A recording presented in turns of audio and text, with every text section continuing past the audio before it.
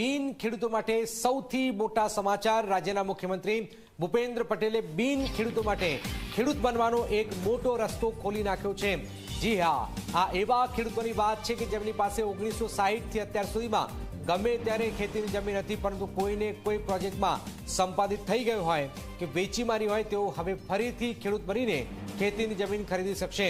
એટલું જ નહીં, જે ખેડૂતોએ પોતાની છેલ્લી બચેલી જમીન બિન ખેતી કરાવી દીધી હોય તો પણ તે પહેલા ખેડૂત હતો, એના આધારે કલેક્ટર પાસેથી ખેડૂતનું પ્રમાણપત્ર મેળવીને આગામી 3 વર્ષ સુધીમાં ગમે ત્યારે ગુજરાતના કોઈ પણ ખૂણામાં ખેતીની જમીન ખરીદી શકશે।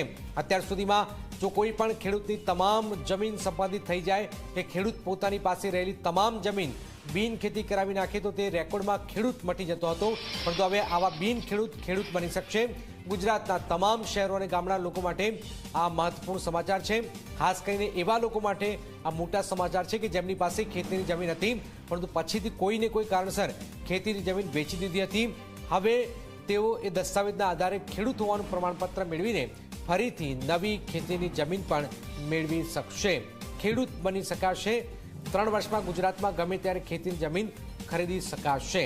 દાદા પરદાદા પાસે જમીન હતી તો તેમના વારસદારોને એનો ફાયદો થશે। બિન ખેડૂત બની ગયા હોય તેવા તમામ લોકો ખેડૂત પણ બની શકશે।